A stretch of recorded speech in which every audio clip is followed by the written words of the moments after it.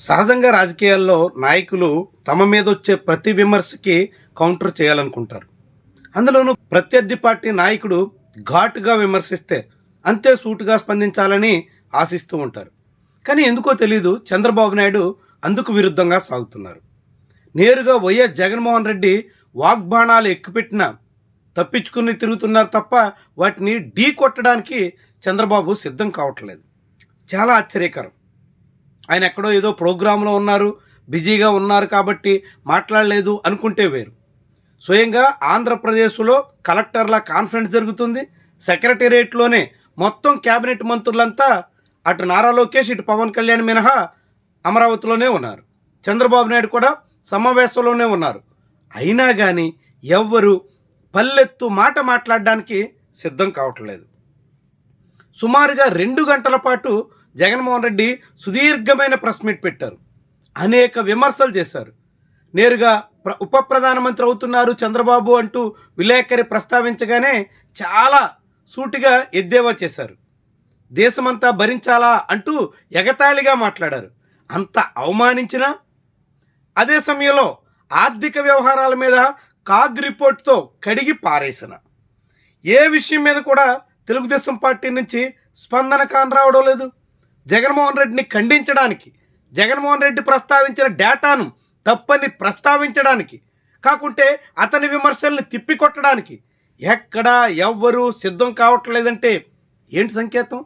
ఎందుకని ఇలా తెలుగుదేశం పార్టీ ఆత్మరక్షణ ధోరణిలో పడిపోయింది? విపక్షాన్ని ఢీ కొట్టడానికి వెనకాడడం దేనికి సంకేతం?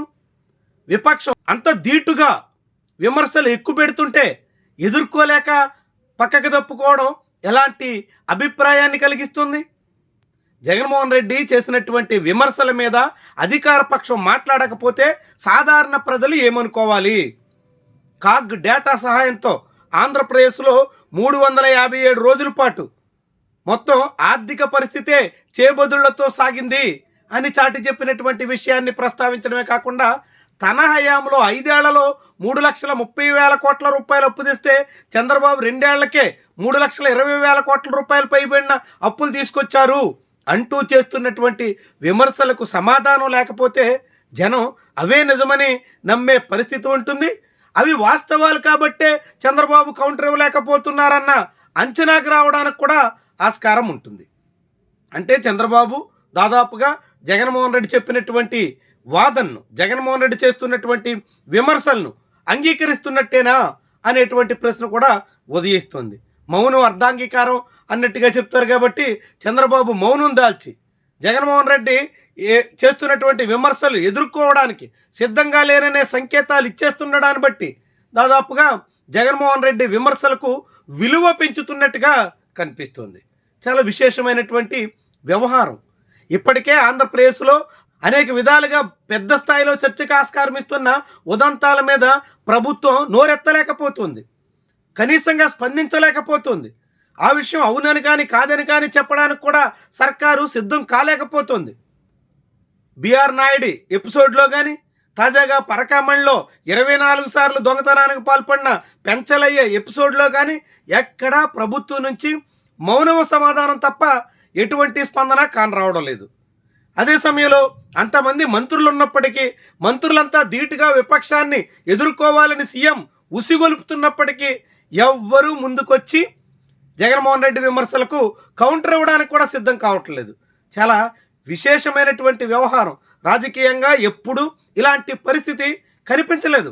ప్రధానంగా అధికారంలోకి వచ్చిన 2 ఏళ్లకే ఒక పక్షం పూర్తిగా విపక్షం ముందు తలం చేసినటువంటి ధోరణి చాలా విడ్డూరంగా కనిపిస్తోంది. రాజకీయంగా కీలకమైనటువంటి అంశంగా చూడాల్సి ఉంటుంది. జగన్మోహన్ రెడ్డి ఆధారాల సహితంతో, డేటాతో విమర్శలు చేస్తుంటే అధికార పక్షం అందుకు విరుద్ధంగా తలంచుకుని ముందుకు సాగిపోతున్నటువంటి వైనం స్పష్టంగా కనిపిస్తుంది. ఇది చాలా విడ్డూరమైనటువంటి వ్యవహారం. రాజకీయంగా ఎన్నడూ చూడనటువంటి విశేషం. ఇది ఎక్కడి దాకా దారి తీస్తుంది అన్నది ముఖ్యమైనటువంటి ప్రశ్న. అంగన్వాడీల వేతనాల దగ్గర నుంచి అనేక అంశాల్ని జగన్మోహన్ రెడ్డి ప్రస్తావించారు. కనీసంగా అసెంబ్లీలో చర్చ కూడా చేయలేదు అంటూ తప్పుపట్టారు.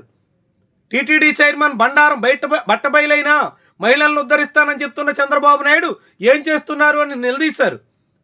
ఇప్పుడు మహిళలకి ట్రిపుల్ బెడ్రూమ్ ఇస్తామని చెప్తున్నటువంటి సీఎంగా చంద్రబాబు 2 ఏళ్ల పాలనలో ఒక్కరికైనా ఇంటి పట్టా ఇచ్చారా అని నిలదీశారు. ఇలా ఒక్క అంశం కాదు, అనేక విషయాల్ని సూటిగా ధీటుగా చంద్రబాబు నాయుడిని ప్రశ్నిస్తే బాబు సమాధానం ఇవ్వలేకపోవడం ఎంతటి విశేషమైనటువంటి వ్యవహారం.